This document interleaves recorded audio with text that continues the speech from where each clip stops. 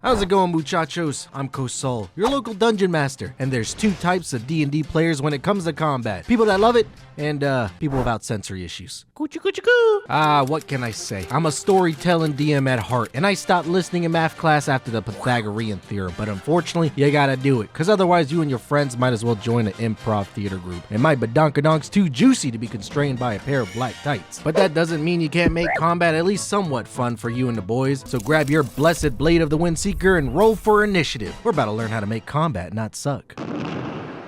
Listen up, maggots. We're dying out there. The enemy DM has sent nothing but the same goblins over and over again. We are getting slaughtered. Timmy's already re-rolled his monk twice.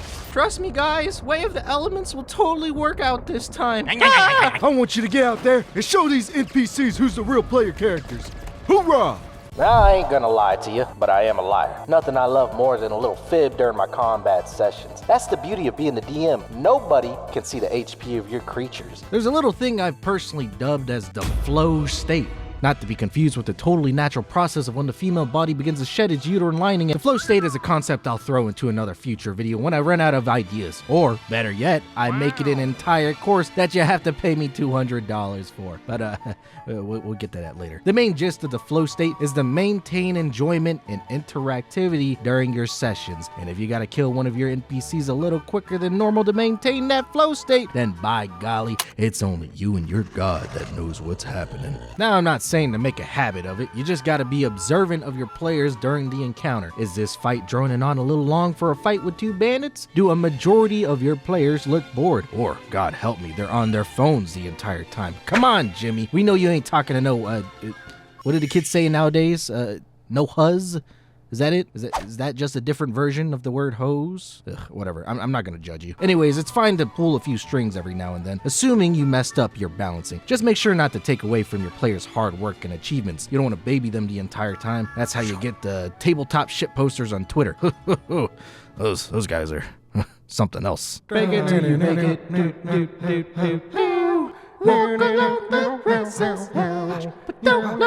Just imagine sitting for hours trying to craft a perfect monstrosity with its own custom-made stat block just for it to be demolished by some divine trickery cleric barbarian eldritch knight multiclass your friend got from some spaz on YouTube Shorts. Which is why we gotta streamline how we make various types of monsters. But unfortunately, every case is different. You may not want to use one of Hasbro's silly little demons. Instead, you want to take one of the monsters from a Del Toro movie. Well, listen up, buddy. You ain't gotta make a whole new stat block for it. Look at this bad boy right here. It's got a ton of mileage that can take you quite the distance. Ain't nobody gonna say nothing if you steal a little here and there. And more importantly, you can mix and match it all you want. Ain't nobody gonna call you out on it. And if they do, tell your pal to get off his Vyvanse prescription and shut the fuck up. Daddy's working right now. By the way, this also works for magic items, but this video ain't about that. So go look it up somewhere else for your copyright infringement weapons.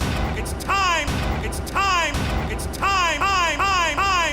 Ooh, Kaiba boy. What are you, gay? Bitch, I might be. Oh, this is a real easy one. Set a timer for your players in an encounter. Remember that flow state bullshit I was talking about earlier? This is all about that. In my opinion, a player should be able to tell you what their character is doing in about 3-ish minutes. Now, I understand people have varying degrees of how well they know the D&D system. Hell, I've been playing every week for 5 years and I still don't know how taking cover works. But if your player's been playing a bard for 6 months and still trying to remember what bard school they went to, then we might be running into a few issues. It might take some getting used to in the beginning, but trust me, it helps in keeping the battle moving. The last thing you want is for someone to take up 30 minutes just to tell you they want to attack once. Also, with the fast pace, this keeps your players on their toes. Now they have to pay attention to what's happening or they risk missing out on their turn. They got more of a reason to actually learn their classes. And you don't even have to think of it as them having 3 minutes to decide what to do. If you have 4 players plus yourself, it's more like 12 minutes if you think about it. Obviously, you don't gotta be an asshole about keeping that time, but just stay consistent as best as you can. Also, it's very satisfying to tell a player their turn is over. Does that make me toxic?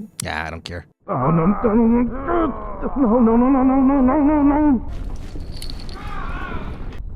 Listen, you don't have to do this. Ich muss. Es tut mir leid. Dies ist dein einziger Weg. No, please. No, let me, hold on. Sorry.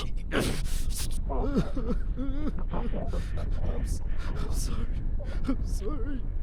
Attack. Miss hit, walk away. Use potion. That's a common turn in D&D, but there's a surprising amount of stuff you can do if you put your creativity to the test. For example, one fight I did with my players, I reversed how you hit AC. So instead of trying to get a higher number, you had to go lower to be able to hit someone. So my players started doing wacky stuff like shooting a bow while prone, or the wizard using a comically large hammer to try and get disadvantage. In a different scenario, I decided to go more tactical with my enemies. I had a bunch of drow that I wanted to act more like a bunch of spec ops. So during combat, they do a bunch of debilitating things like casting magic darkness or setting up Vietnamese bamboo traps for the players to fall in. In hindsight, I think I may be the first DM to cause PTSD in their D&D players. You just gotta have these nice mix-ups occasionally. After all, you can't appreciate a good wine if you're drinking it every night. Sometimes a little boring is what your party needs to feel like they're getting stronger.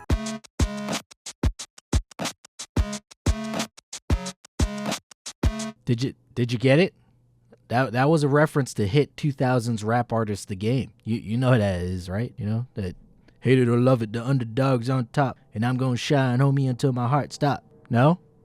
Alright, just start the next segment. Brother, Dungeons & Dragons is such a limited game. You can borrow from so many systems, like the chase mechanic in Call of Cthulhu. This will break up the monotony of just fighting every second. Yes, the DM's guide probably has his own chase mechanics, but I've never bought any books, so fuck you. Listen up, guys and gals. The beauty of being a dungeon master is how creative you can get. Not everything needs to be a fight. Yes, in this video about D&D combat, I'm about to tell you how to not do it. Life is all about balance. Brother, you gotta understand your players better than they do themselves, and switching up the game makes it all the more entertaining to see these chickens run around without their heads. Throw in your puzzles, your traps, your other things from Xanathar's guide that I can't afford to buy, but I'm sure there's something interesting in there. Complacency leads to the death of a campaign, and you gotta make sure to keep your players on the top of their goddamn little piggies. Only you know what they enjoy. So start testing out different mechanics and incorporate the shit that they like. Who would have guessed the secret to a good D&D campaign is just making it fun? Brothers and sisters,